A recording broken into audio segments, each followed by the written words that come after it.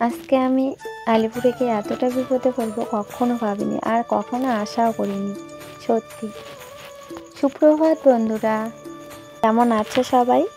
আশা করছি ভালো আছো আর সুস্থ আছো।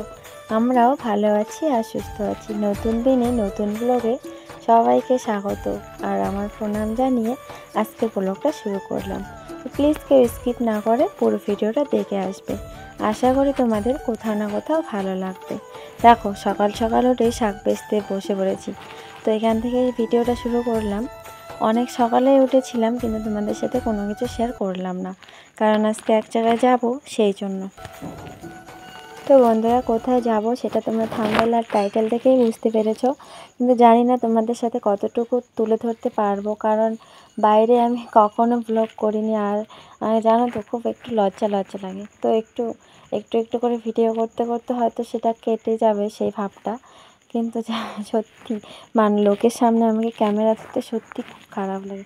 কিন্তু এটা ভাবলে তো হবে না, করতে হবে।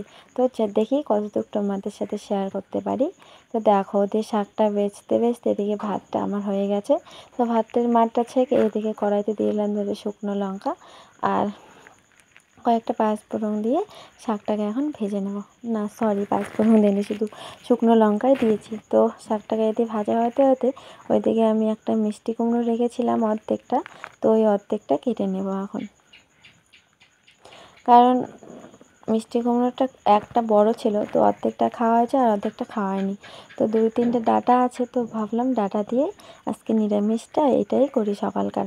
আর তাড়াহুড়ো, জানো তো, সেটা আর কি তাড়াতাড়ি হয়, ওটাই ভালো হয় করলে। তো সেই জন্য আর কি মিষ্টি কুমড়োটা আর এই যে শাক ভাজাই করবো এখন সকালে।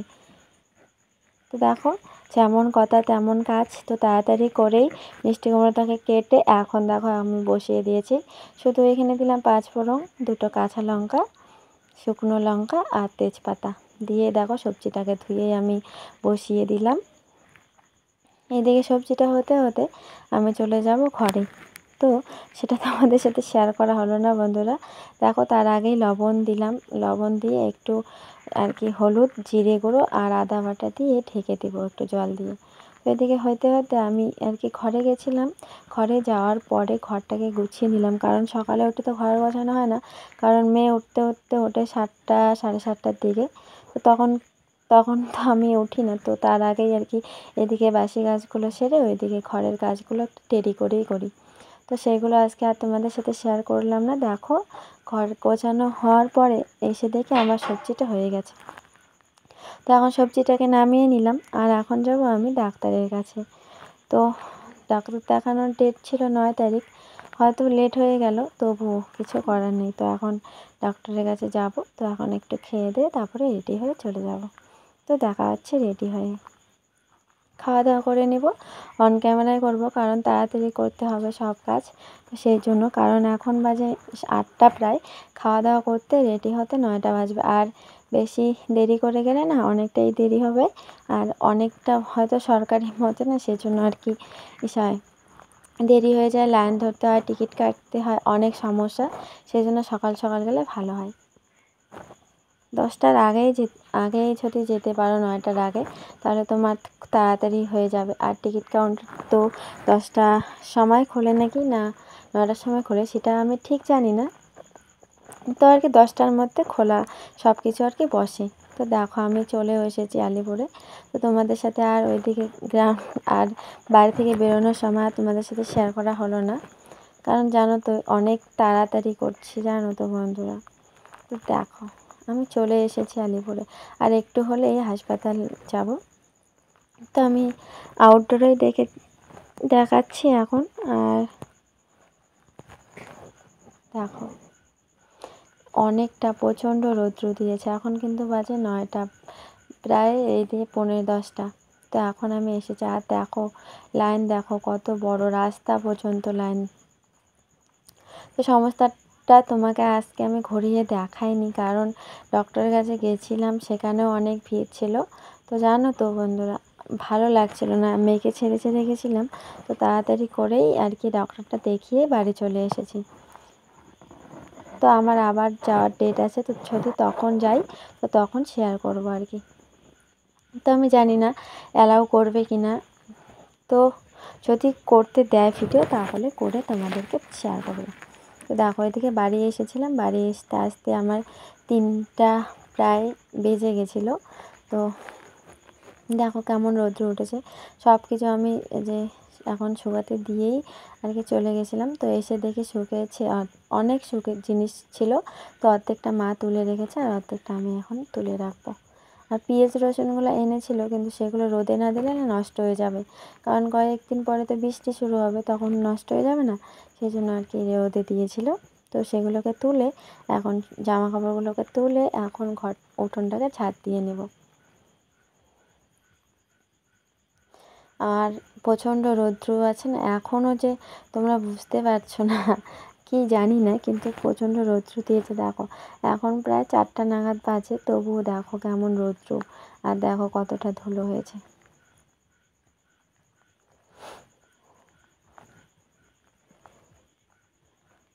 তো এসে খাওয়া দাওয়া করলাম, খাওয়া দাওয়া করে একটু রেস্ট নিলাম, রেস্ট নেওয়ার পরেই কিন্তু কাজগুলো করা শুরু করেছি।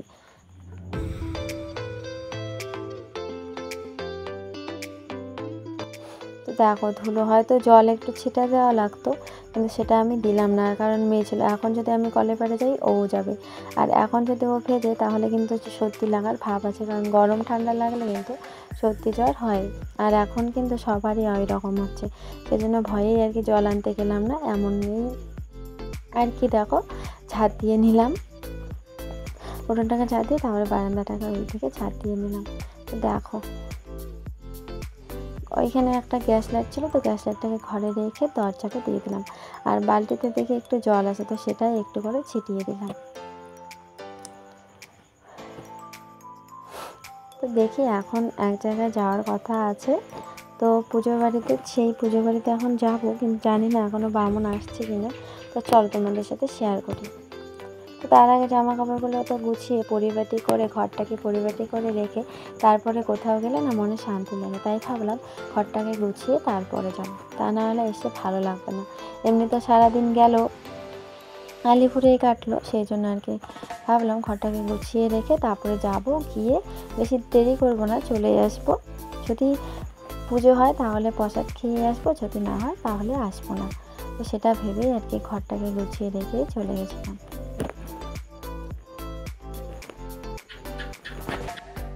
তো বন্ধুরা, আমি যে হাসপাতালে গিয়েছিলাম, আমার কাছে কিন্তু খুচরো টাকা 1 টাকাও ছিল না, জানো। 1000 টাকা নিয়ে গেছিলাম এক্সট্রা, আর ওষুধের জন্য নিয়ে গেছিলাম।